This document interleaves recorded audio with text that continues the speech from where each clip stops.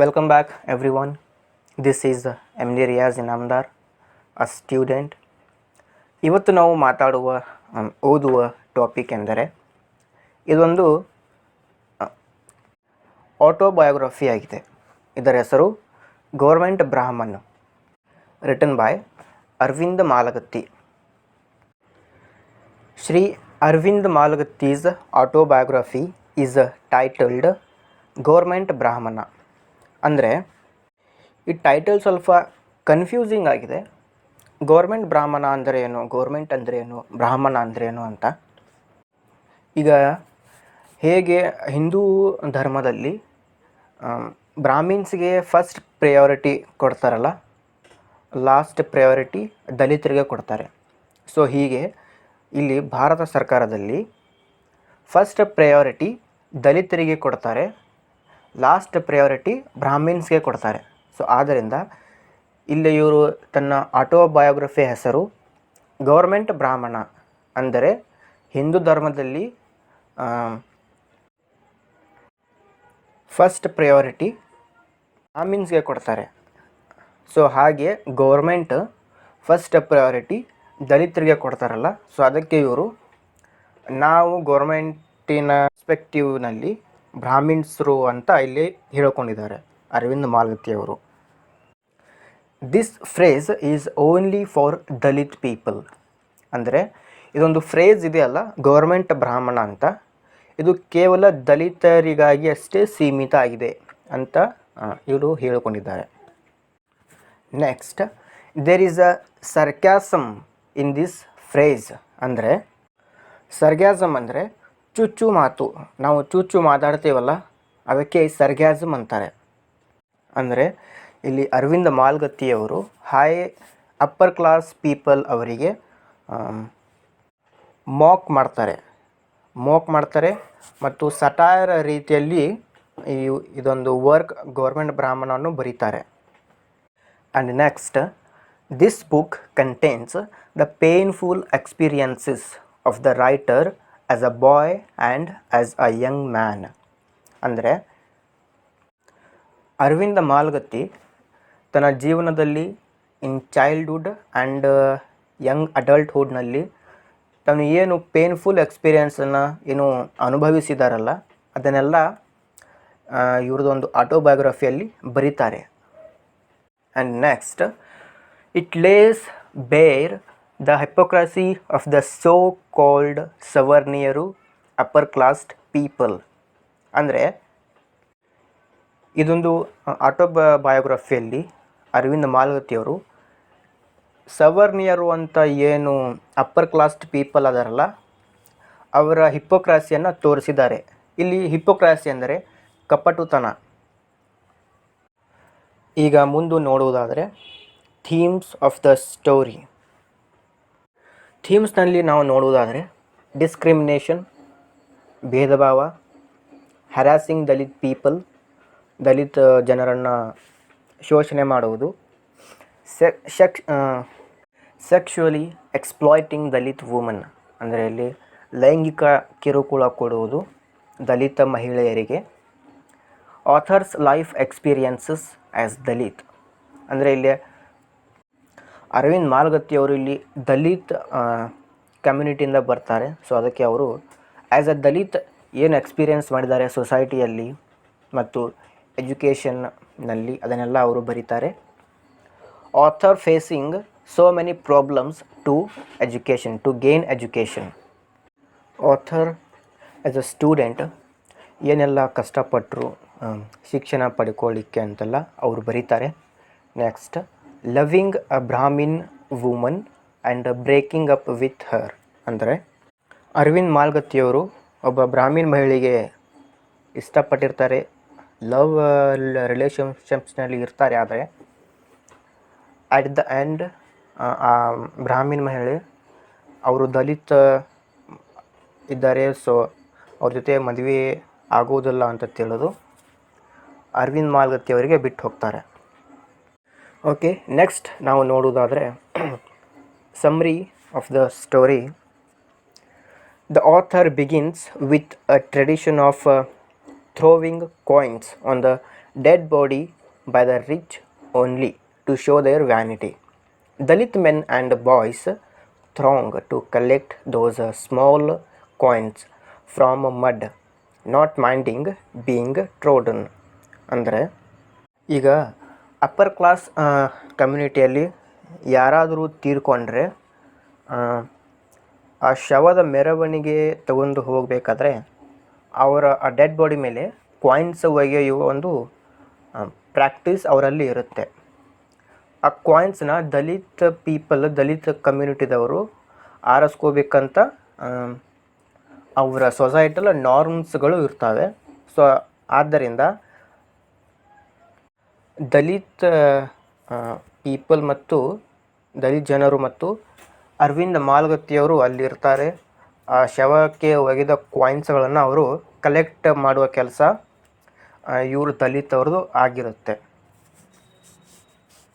ಈಗ next experience Arvind ಅವರು ಹೇಳ್ತಾರೆ. These rich people invite the whole village for a lunch on the occasion of marriage. They invite everyone not out of love for them but to show their vanity. Such occasions are a happy occasions for Dalits. They are called at end when other caste people finish their lunch. They are made to dip their hands in an ink pot so that they don't come again. This is only for Dalits. Sometimes these boys spread oil on their palm to cheat the watchman and go for a second round after some time.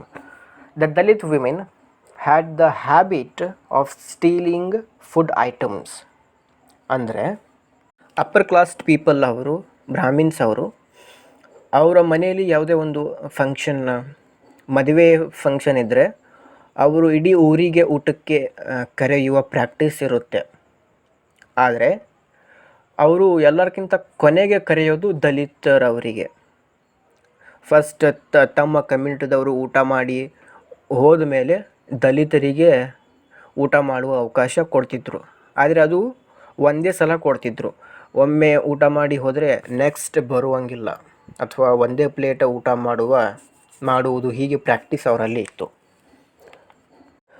ಅವರು ಇನ್ನೊಂದು ಸಲ ಬರಬಾರ್ದು ಅಂತ ಅವರ ಕೈಗೆ ink ಹಚ್ಚುತ್ತಿದ್ರು. ಒಮ್ಮೆ ಊಟ ಮಾಡಿ ಹೋದವನಿಗೆ ಇಂಕ್ ಹಚ್ಚೋದು, ಅವನು ಇನ್ನೊಮ್ಮೆ ಊಟಕ್ಕೆ ಬರಬಾರ್ದು ಅಂತ. ಆದ್ದರಿಂದ ಇಲ್ಲಿ ಕೆಲವು ದಲಿತ ಹುಡುಗರು, ಸಣ್ಣ ಮಕ್ಕಳು ಕೈಗೆ ಇಂಕ್ ಹಚ್ಚಿದ ಕೈಗೆ ಆಯಿಲ್ ಹಚ್ಚಿ ಅದನ್ನು ತಿಕ್ಕಿ ಇಂಕನ್ನು ಅಳಿಸಿ ಇನ್ನೊಂದು ಸೆಕೆಂಡ್ ರೌಂಡಿಗೆ ಹೋಗಬೇಕಂತ ಅದನ್ನು ಆಯಿಲ್ ಅಳಿಸ್ತಿದ್ರು. ಮತ್ತು ಇಲ್ಲಿ ದಲಿತ ಹೆಣ್ಮಕ್ಳ ಬಗ್ಗೆ ಹೇಳೋದಾದರೆ ಅವರು ಫುಡ್ ಐಟಮ್ಸನ್ನು ಸ್ಟೀಲ್ ಮಾಡ್ತಿದ್ರು. ಊಟ ಕದಿಯೋದು ಹ್ಯಾಬಿಟ್ ಅವರಲ್ಲಿ ಇತ್ತು. ಯಾಕಂದರೆ ಆ ಒಕೇಜನ್ಸ್ ದಿನ ಬರಲ್ಲ. ಸೊ ಅದಕ್ಕೆ ಅವ್ರ ಕಮ್ಯುನಿಟಿಯಲ್ಲಿ ಚಲೋ ಅಡುಗೆ ಆ ಥರ ಮಾಡೋದಿಲ್ಲ. ಅದಕ್ಕಾಗಿ ಫುಡ್ ಐಟಮ್ಸನ್ನು ಕದಿಯೋದು ಅವರಲ್ಲಿ ಹ್ಯಾಬಿಟ್ ಇತ್ತು. ಇದಾದ ಮೇಲೆ ಇನ್ನೊಂದು ಇನ್ಸಿಡೆಂಟ್ ಅರವಿಂದ್ ಮಾಲ್ಗತ್ತಿಯವರು ಹೇಳ್ತಾರೆ.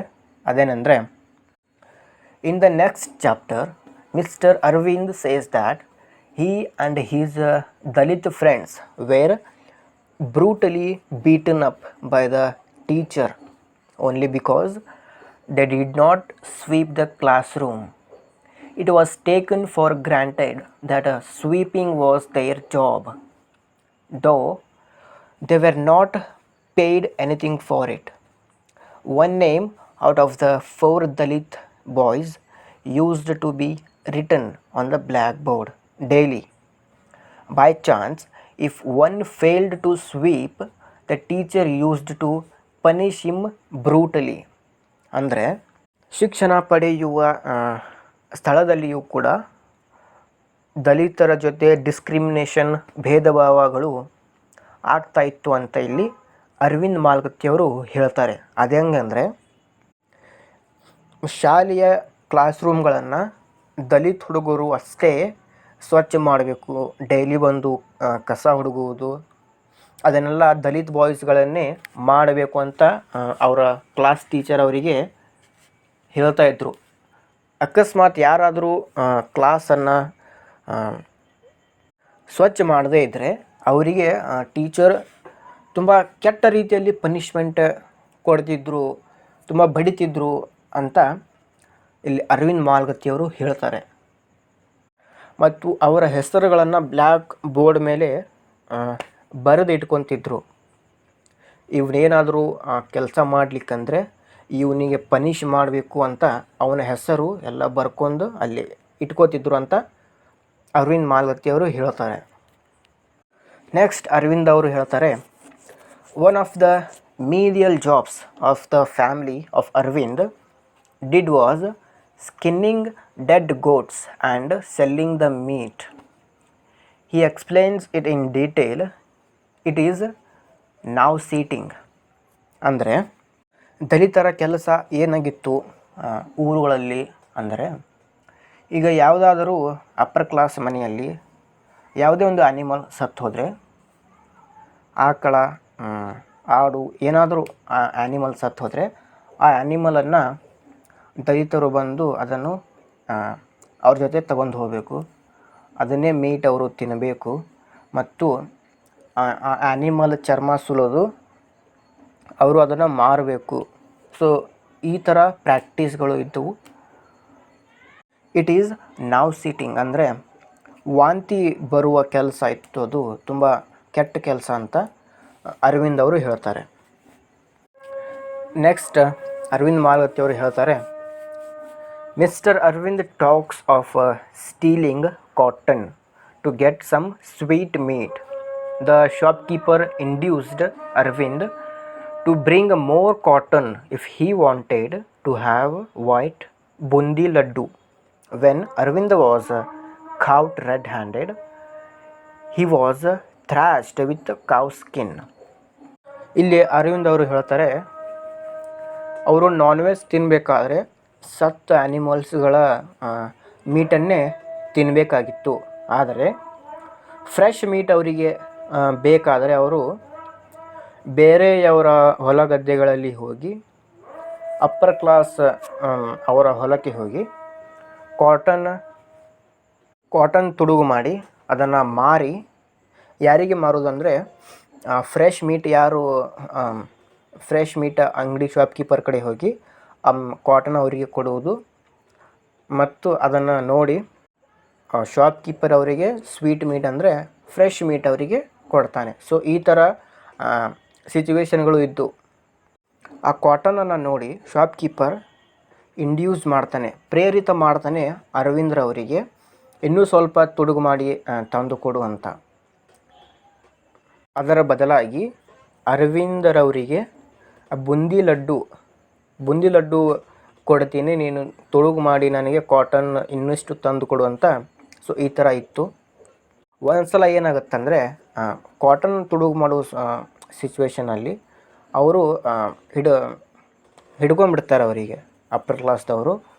ಸೊ ಅವರು ಅರವಿಂದ್ ಅವರಿಗೆ ಪನಿಷ್ ಮಾಡಲಿಕ್ಕೆ ಅದು ಆಕಳದ ಚರ್ಮ ಇರುತ್ತಲ್ಲ ಅದರಿಂದ ಹೊಡಿತಾರೆ ಅರವಿಂದ್ರವರಿಗೆ, which is one of the cruel punishments to punish a bye.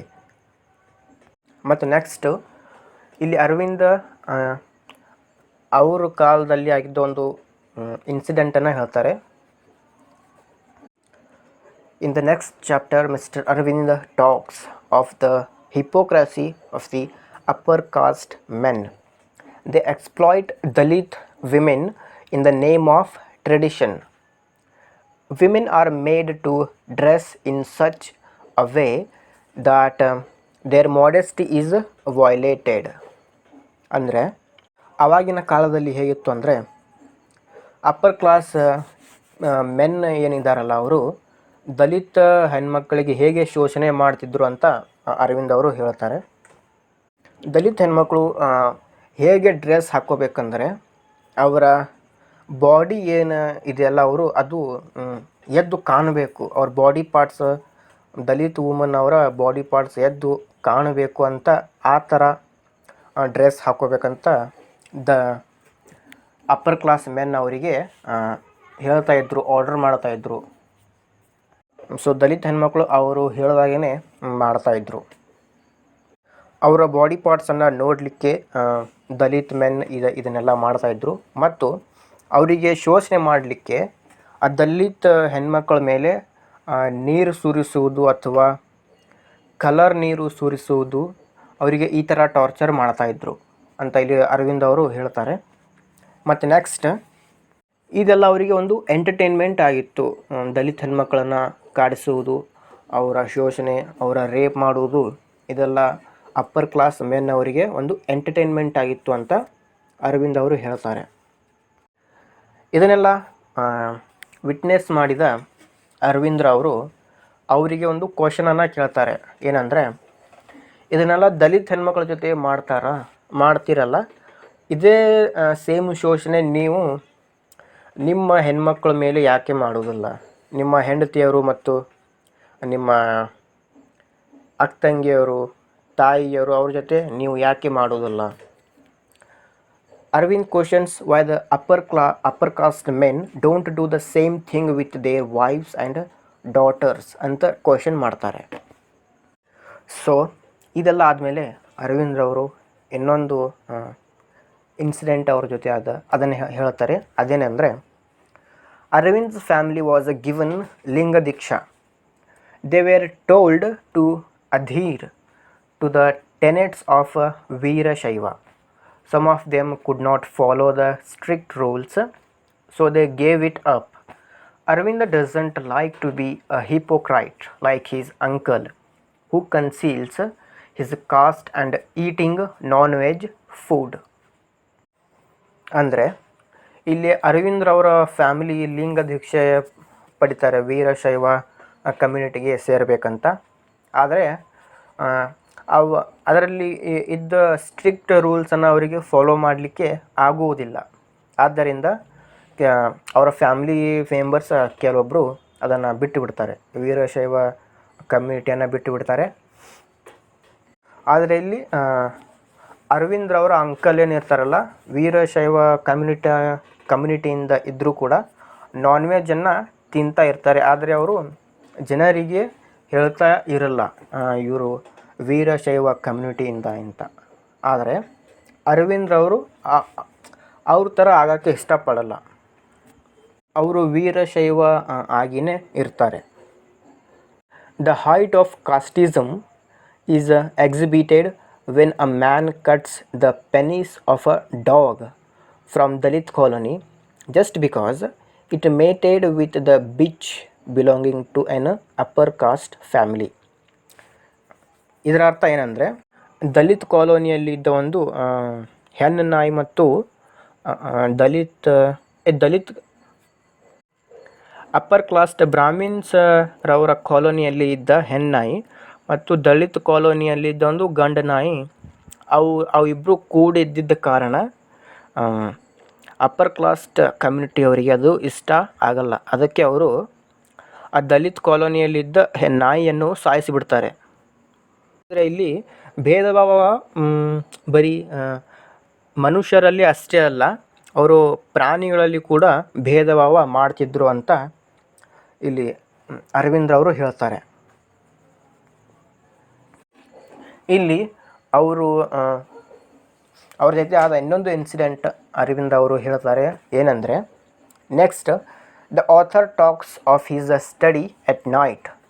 He says that some so-called reputed men made the street light fuse repeatedly so that they can go to the prostitutes at night.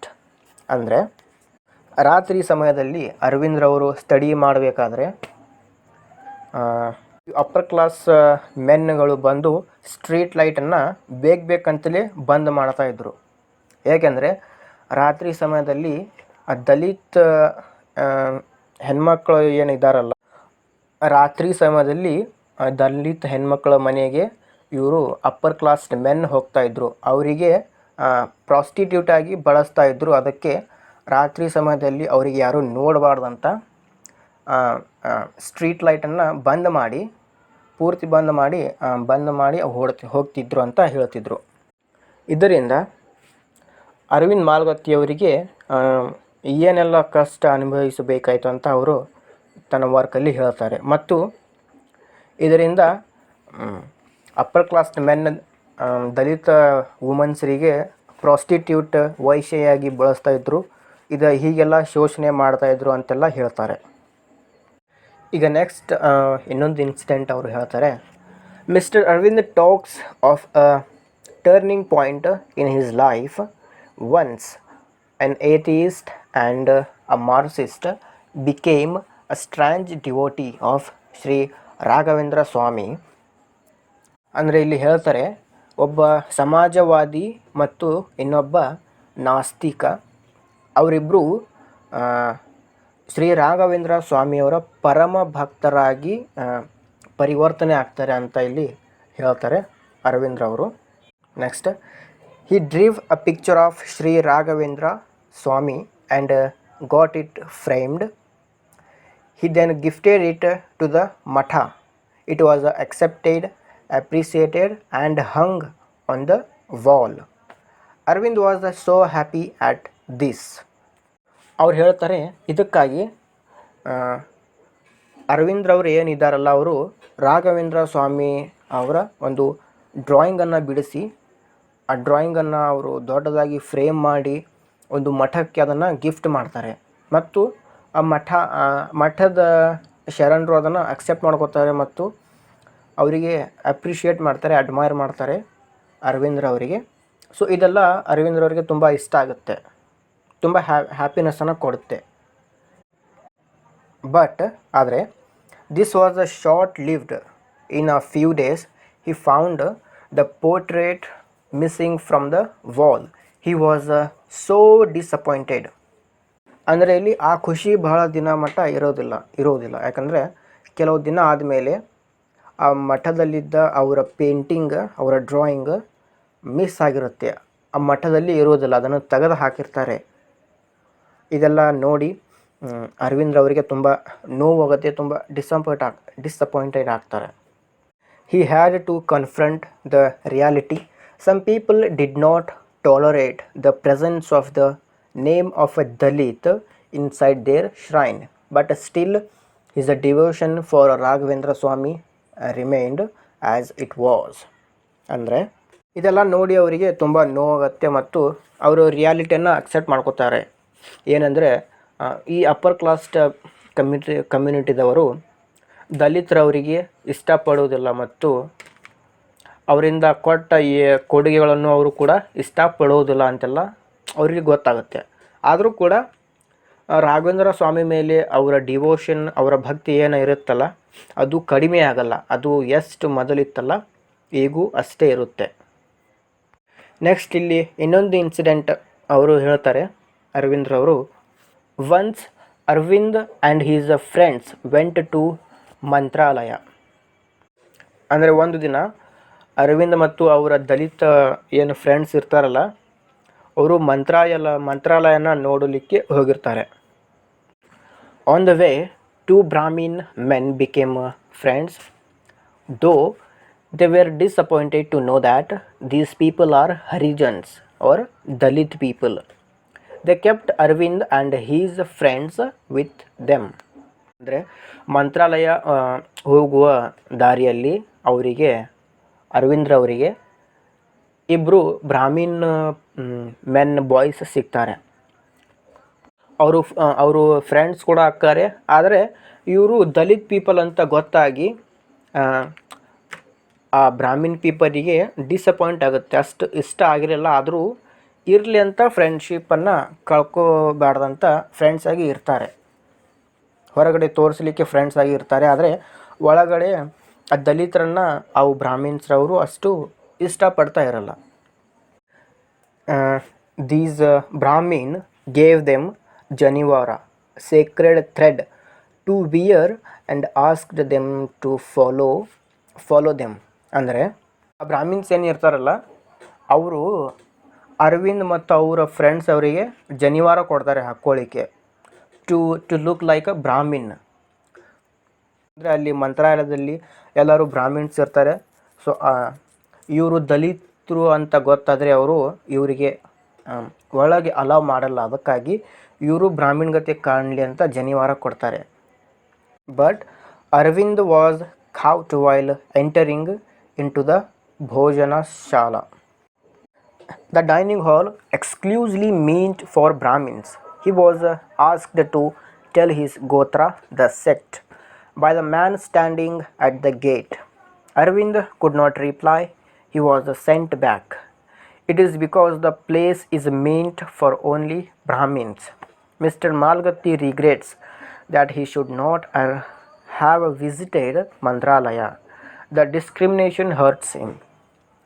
ಇಲ್ಲಿ ಏನಾಗುತ್ತಂದರೆ, ಅಲ್ಲಿ ಭೋಜನ ಶಾಲಾ ಅಂತ ಏನು place ಇದೆಯಲ್ಲ ಮಂತ್ರಾಲಯದಲ್ಲಿ, ಅಲ್ಲಿ ಹೋಗಬೇಕಾದ್ರೆ ಅಲ್ಲಿ ಗೇಟ್ ಕೀಪರ್ ಏನಿರ್ತಾನೆ ಅವನು ಕುಲ ಮತ್ತು ಗೋತ್ರ ಕೇಳ್ತಾನೆ ಅರವಿಂದ್ರವರಿಗೆ. ಆದರೆ ಇವರು ಬ್ರಾಹ್ಮಿನ್ಸ್ ಅಲ್ಲ. ಸೊ ಅದಕ್ಕೆ ಅದ್ರ ಬಗ್ಗೆ ಏನು ಇವರಿಗೆ ಗೊತ್ತಿರಲ್ಲ. ಸೊ ಆದರೂ ಅವರು ಹೇಳೋದಿಲ್ಲ. ಅದಕ್ಕಾಗಿ ಗೇಟ್ ಕೀಪರ್ ಅವರಿಗೆ ಹೊರಗೆ ಕಳಿಸ್ಬಿಡ್ತಾನೆ, ಹೊರಗೆ ಮಂತ್ರಾಲಯದಿಂದನೇ ಹೊರಗೆ ಕಳಿಸ್ಬಿಡ್ತಾನೆ. ಇದನ್ನೆಲ್ಲ ನೋಡಿ ಅವರಿಗೆ ತುಂಬ ನೋವಾಗುತ್ತೆ ಮತ್ತು ಈ ಡಿಸ್ಕ್ರಿಮಿನೇಷನಿಂದ ಅವರಿಗೆ ತುಂಬ ಮನಸ್ಸು ನೋವಾಗುತ್ತೆ ಮತ್ತು ಈ ಮಂತ್ರಾಲಯಕ್ಕೆ ನಾನು ಬರಬಾರ್ದಿತ್ತು ಅಂತ ಅವರು ರಿಗ್ರೆಟ್ ಮಾಡ್ತಾರೆ, ಪಶ್ಚಾತ್ತಾಪ ಮಾಡ್ತಾರೆ. ಮತ್ತು ನೆಕ್ಸ್ಟ್ ಇಲ್ಲಿ ಅರವಿಂದ ಇನ್ನೊಂದು ಅವರ ಲವ್ ಅಫೇರ್ ಬಗ್ಗೆ ಹೇಳ್ತಾರೆ. ಏನಂದರೆ, the author talks of yet another great disappointment with love. It is again the caste that played havoc in Aravind's life.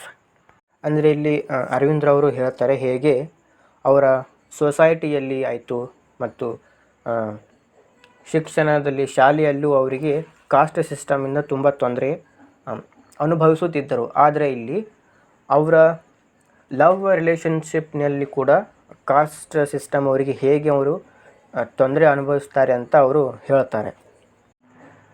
It is again the caste that played havoc in Arvind's life. He loved a Brahmin young and beautiful maid. When the love was strong, the woman talked of her resolution of remaining a spinster if she failed to marry him. Much drama goes on between the two. ಅಂದರೆ ಇಲ್ಲಿ ಅರವಿಂದ್ರವರು ಹೇಳ್ತಾರೆ ಹೇಗೆ ಅವರು ಒಬ್ಬ ಸುಂದರವಾದ Brahmin ಮಹಿಳೆಯರನ್ನು ಅವರು love ಮಾಡಿರ್ತಾರೆ ಮತ್ತು ಅವರಿಬ್ಬರ ಲವ್ ತುಂಬ ಡೀಪಾಗಿ ಆಗಿರುತ್ತೆ. ಮತ್ತು ಆ ಬ್ರಾಹ್ಮಿನ್ ಗರ್ಲ್ ಏನು ಹೇಳ್ತಾರಂದರೆ, ಅಕಸ್ಮಾತ್ ಇವರು ಅವ್ರ ಜೊತೆ ಮದುವೆ ಆಗಲಿಲ್ಲ ಅಂದರೆ ಅವರು ಇಡೀ ಜೀವನ ಅವರು ಸ್ಪಿನ್ಸ್ಟರ್ ಅಂದರೆ ಬ್ಯಾಚುಲರ್ ಆಗಿಯೇ ಇರ್ತೇನೆ ಅಂತ ಶಪಥ ಮಾಡಿರ್ತಾರೆ ಬ್ರಾಹ್ಮಿನ್ ವುಮನ್. ಅಂದರೆ ಒಂದು ಅದೇ ಓಲ್ಡ್ ಸ್ಟಿರಿಯೋಟಾಪಿಕಲ್ ಲವ್ ಸ್ಟೋರಿ ಇಲ್ಲಿ ನಡೀತಾ ಇರುತ್ತೆ. ಆದರೆ finally the maid slips away in the pretext of pressure from the family and the conformity with the society. Arvind was struck when she pleaded him to hand over all the letters and photos along with negatives. ಅಂದರೆ ಇಲ್ಲಿ ದಲಿತ್ ಮಹಿಳೆ ಏನು ಅನ್ಕೋತಾರಂದರೆ, ದಲಿತ್ ಮಹಿಳೆ ಅಲ್ಲ, Brahmin ಮಹಿಳೆಯವರು ಏನು ಅನ್ಕೋತಾರಂದರೆ, ಈ ಒಬ್ಬ ದಲಿತನ ಮದುವೆ ಆದರೆ ಅವರ ಏನು ಸ್ಟೇಟಸ್ ಏನಿರುತ್ತಲ್ಲ ಬ್ರಾಹ್ಮಿನ್ ಸ್ಟೇಟಸ್ ಅದನ್ನು ಏನು ಕೆಟ್ಟು ಹೋಗುತ್ತಂತ ಅವರು ಒಂದು ಡಿಸಿಷನ್ ತಗೋತಾರೆ. ಏನಂದರೆ, ನಮ್ಮ ಮನೆಯಲ್ಲಿ ನಮ್ಮ ಈ ಸಂಬಂಧ ಲವ್ ರಿಲೇಷನನ್ನು ಒಪ್ಪುವುದಿಲ್ಲ, ಅದಕ್ಕೆ ನಾನು ಕೊಟ್ಟಿದ್ದ ಫೋಟೋಸ್ ಲೆಟರ್ಸ್ ಅದನ್ನೆಲ್ಲ ನನಗೆ ಹೊಳ್ಳಿ ಕೊಟ್ಟುಬಿಡಿ ಮತ್ತು ನಮ್ಮ ಈ ರಿಲೇಷನ್ ಇಲ್ಲಿ ಎಂಡ್ ಆಗಲಿ ಅಂತ ಬ್ರಾಹ್ಮಿನ್ ಮಹಿಳೆ ಅರವಿಂದ್ ಅವ್ರ ಜೊತೆ ಬ್ರೇಕಪ್ ಮಾಡ್ಕೋತಾರೆ. Arvind was struck and which means he was so much surprised when she pleaded him to hand over all the letters and photos along with the negatives. This made Arvind despise the woman and himself. He had to undergo the torment because he is a Dalit and made a mistake of loving a Brahmin girl. ಅಂದರೆ ಇದನ್ನೆಲ್ಲ ಏನು ಅವರು ಕೇಳ್ತಾರಲ್ಲ, ನಮ್ಮ breakup ಏನಾಗತ್ತಲ್ಲ ಅವ್ರದ್ದು, ಅದರಿಂದ ತುಂಬ ನೊಂದ್ಕೋತಾರೆ ಅರವಿಂದ್ರವರು. ಮತ್ತು ಈಗ ನಾನು ದಲಿತಾಗಿ ಹುಟ್ಟಿದ್ದೀನಿ, ಅದಕ್ಕೆ ಇದನ್ನೆಲ್ಲ ನಾನು ಸಹಿಸ್ಕೊಳ್ಳೇಬೇಕು ಅಂತ ಅವರು ಮೂವ್ ಆನ್ ಆಗ್ತಾರೆ. ಈಗ ಇಷ್ಟೆಲ್ಲ ಇನ್ಸಿಡೆಂಟ್ ಅವ್ರ ಜೊತೆ ಆಯ್ತಲ್ಲ, ಇದರಲ್ಲಿ ಇನ್ನೊಂದು ಅವರ ತಂದೆ ಜೊತೆ ಆದ ಇನ್ನೊಂದು ಇನ್ಸಿಡೆಂಟ್ ಅರವಿಂದ್ ಅವರು ಹೇಳ್ತಾರೆ. ಏನಂದರೆ, Arvind says that some interesting and painful incidents about his father. When he was appointed as teacher, the village heads refused to accept him in their midst. The only reason was that he was an untouchable. ಅಂದರೆ ಇಲ್ಲಿ ಅರವಿಂದ್ ಅವರು ಹೇಳ್ತಾರೆ, ಅವರ ತಂದೆ as a teacher ಆಗಿ appoint ಆಗ್ತಾರಲ್ಲ, ಊರಿಗೆ appoint ಆಗಿ ಬರ್ತಾರೆ. ಬಂದ ಮೇಲೆ ಆ ಊರಿನ ಏನು ಹಿರಿಯರು ಇರ್ತಾರಲ್ಲ, ಅವರು ಅರವಿಂದ್ರವರ ತಂದೆಯವರಿಗೆ ಅಕ್ಸೆಪ್ಟ್ ಮತ್ತು allow ಮಾಡ್ಕೊಳ್ಳೋಂಗಿಲ್ಲ.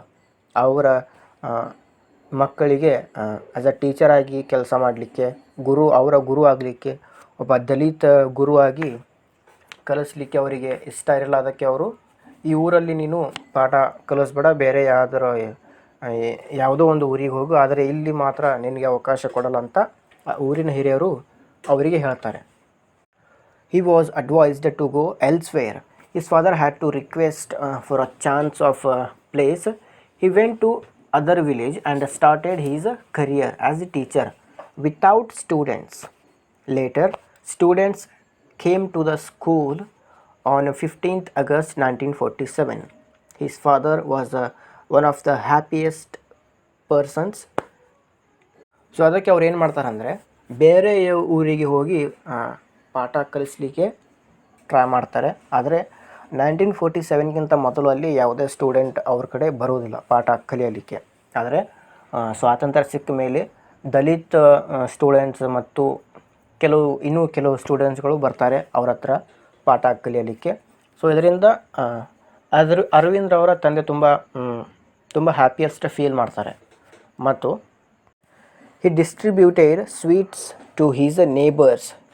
He went to all the village wells along with his people and drew water from the well just to assert that they are free to use water from any well.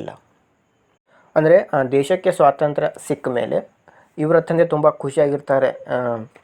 ನಾವು ಈಗ ಅದೇನದು ಸ್ಲೇವ್ರಿಯಿಂದ ನಮಗೂ ಸ್ವಾತಂತ್ರ್ಯ ಸಿಕ್ಕಿದೆ ಅಂತ ಅಂದ್ಕೊಂಡು ಇಡೀ ಊರಿಗೆ ಅವರು ಸ್ವೀಟನ್ನು ಹಂಚ್ತಾರೆ. ಮತ್ತು ಅವರಿಗೆ ಆ ಬಾವಿಯಲ್ಲಿ ನೀರು ತಗೊಳ್ಳುವ ಏನದು ಅಲಾವ್ ಅವರು ಅಲಾವ್ ಇರುವುದಿಲ್ಲ. 1947ಗಿಂತ ಮೊದಲು ಬಾವಿಯ ನೀರು ದಲಿತರು ಯೂಸ್ ಮಾಡೋದು ಅಲಾವ್ ಇರುವುದಿಲ್ಲ. ಆದರೆ 1947 ಆದಮೇಲೆ ದೇಶಕ್ಕೆ ಸ್ವಾತಂತ್ರ್ಯ ಸಿಕ್ಕ ಮೇಲೆ ಎಲ್ಲರೂ ಈಗ ಸಮಾನರು, ಅದಕ್ಕೆ ಬಾವಿಯ ನೀರು ನಾವು ಕೂಡ ಯೂಸ್ ಮಾಡಬಹುದು ಅಂತ ತಿಳಿದು ತಮ್ಮ ದಲಿತ ಕಮ್ಯುನಿಟಿ ಜೊತೆ ಊರಿನ ಬಾವಿಗಳಲ್ಲಿ ಹೋಗಿ ನೀರು ತಗೊಳ್ಳುವ ಕೆಲಸ ಮಾಡ್ತಾರೆ. ಯಾರು? ಅರವಿಂದ್ರವರ ತಂದೆ. ಆದರೆ he found that nothing would change the systems. ಅಂದರೆ ಸ್ವಾತಂತ್ರ್ಯ ಕೇವಲ ಬ್ರಾಹ್ಮಿನ್ಸ್ರವರಿಗೆ ಬ್ರಿಟಿಷರಿಂದ ಸಿಕ್ಕಿದೆ, ಆದರೆ ನಮಗೆ ದಲಿತರಿಗೆ ಬ್ರಾಹ್ಮಿನ್ಸ್ರಿಂದ ನಮಗೆ ಇನ್ನೂ ಸ್ವಾತಂತ್ರ್ಯ ಸಿಕ್ಕಿಲ್ಲ. ಈ ಸಿಸ್ಟಮ್ ಯಾವತ್ತೂ ಚೇಂಜ್ ಆಗುವುದೇ ಇಲ್ಲ ಅಂತ ಅವರ ತಂದೆಯವರು ಕೂಡ ತುಂಬ ಡಿಸಪಾಯಿಂಟ್ ಆಗ್ತಾರೆ.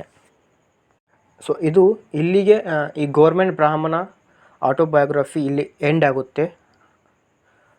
ನಾನು ಮೇಜರ್ ಏನು ಇವೆಂಟ್ಸ್ ಏನಿದ್ವು ಅಲ್ಲ, ಇದೊಂದು ಆಟೋಬಯೋಗ್ರಫಿಯಲ್ಲಿ ಎಲ್ಲ ಡಿಸ್ಕಸ್ ಮಾಡಿದ್ದೀನಿ I think. So video already ತುಂಬ ಲಾಂಗ್ ಆಗಿದೆ ಡ್ಯೂರೇಷನ್. ನಿಮಗೆ ಆ ವಿಡಿಯೋನಲ್ಲಿ ಏನು ಇಷ್ಟ ಆದರೆ ರಿವ್ಯೂವನ್ನು ನನ್ನ ಜೊತೆ ಶೇರ್ ಮಾಡಿ. ಓಕೆ.